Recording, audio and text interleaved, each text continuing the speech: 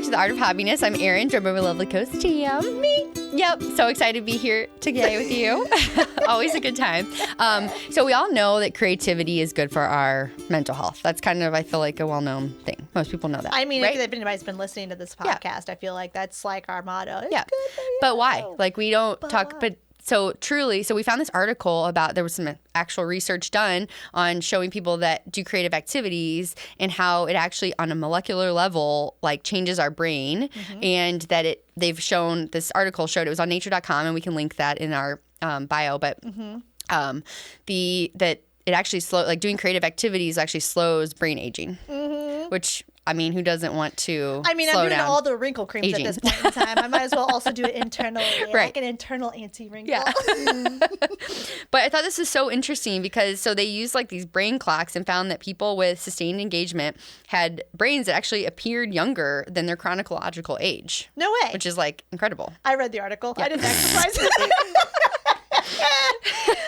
I think I read the article. Go on. But yeah, and then they did say that experts showed stronger delays in brain aging than novices, but that even like short-term creativity, like the example they gave was video game training, produced measurable benefits. Video game training did? Yeah, just video games. So like activity in your brain.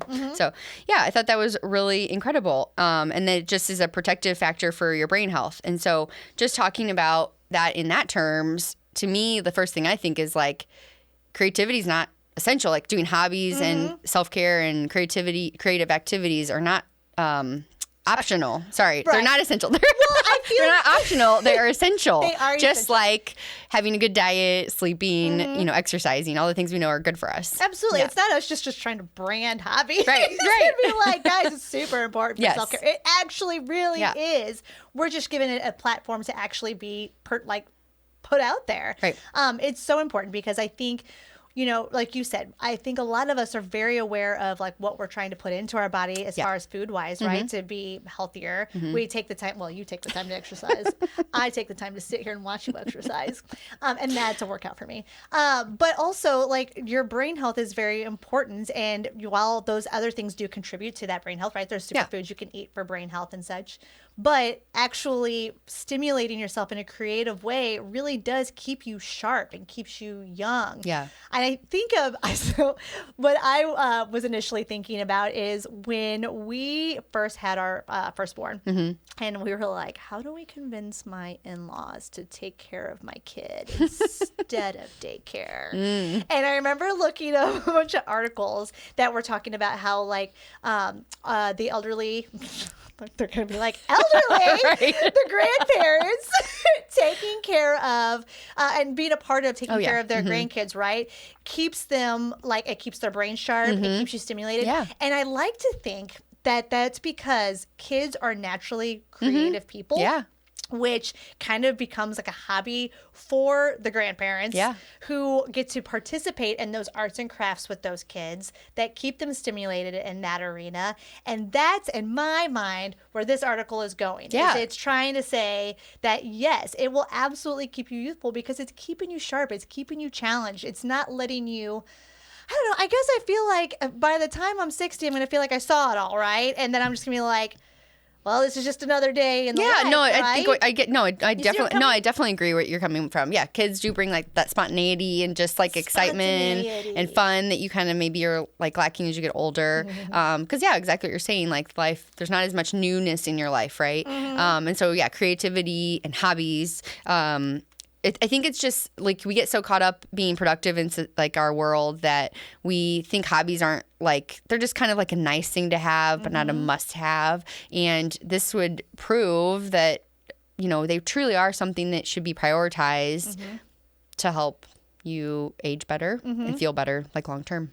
Again, I totally read the article. Did it say if the hobbies benefited if you like I would say I have a lot of hobbies, but there are a lot of hobbies that I would say I've just kind of dabbled in as opposed to be I'm in deep in. Does it say if there's like a difference? It did say that people that become experts have a little bit of an advantage, but it said that people that just dabble, like what you're saying, dabble or just do a limited amount of the hobby still have a benefit for sure. Okay. Yeah. Well, that's good to Yeah, know. absolutely. Somebody like me. So, I mean, because I feel like I want to be one of my favorite things about my partner is the fact that he knows a little about a lot of things, and I feel like it makes him a social chameleon. A chameleon. Yeah. I want to be like that for hobbies. Like I want to have like all the hobbies in my Rolodex that I can just like jump in and kind of converse with somebody and maybe even dabble in the hobby with them. Yeah. Well, you're on your way.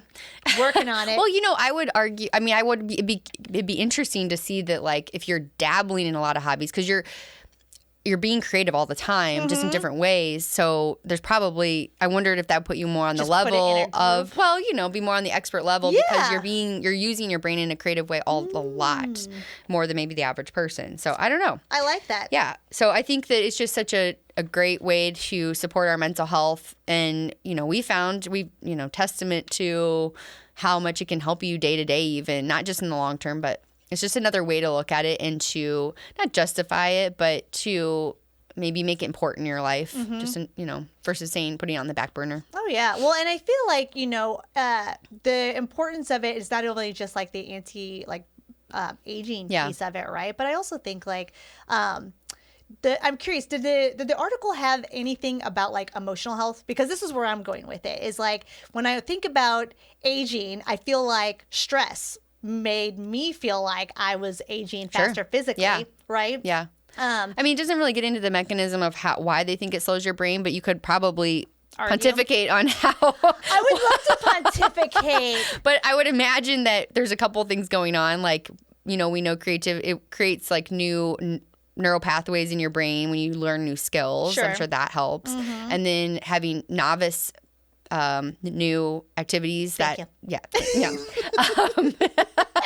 challenges like also stimulate your brain in different ways, and so those different things, and then the increased dopamine has a positive effect. So I would imagine I don't know what the physiological reason is, right? Like it didn't really get into that, right? It just showed that there was changes like in the brain. Awesome. Yeah. So then there you go. Yeah. So when you're trying to fight that anti-aging, you go get the wrinkle cream, you get the hobby, right? Because the wrinkle cream does the outside anti-aging, the hobby does the inside anti-aging. Yep. And if we all as a generation just do those two things together, we're going to look like 25. And eat your vegetables. The dentist, and you just couldn't help it. But we could all as a group look like 25 to 35 forever. Yeah.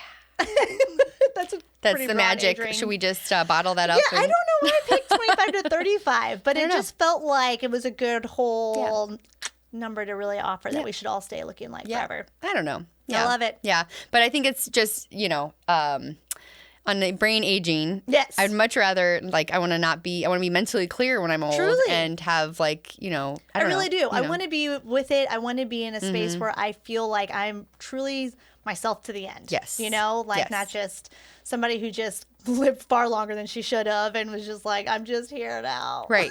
Yeah. I want to be with it to the end. I want to be that person who's very physical and very sharp and is able to be actually like a member of my family. And I really do feel like these hobbies are helping me be sharp and helping me, I was going to talk back on like anti-stress, even like I feel like helps me fight stress, which I do feel like stress makes me feel like I feel like I see stress on my face. Yeah, that's proven that stress ages you. So if anything you can do to fight that, to reduce your stress, absolutely. And so I feel like hobbies are a great way to do that. So it's really like it's got all those multifactorials. Yeah, to stay young forever. That's right. It brings so much joy, right? Like that's the key, right? That hobbies and happiness, like it just brings happiness. That's where I was going with that. Thank you. You're welcome. So hobbiness is going to help you, age more gracefully. Absolutely. And be more with it. Yes. Yeah. So I don't know.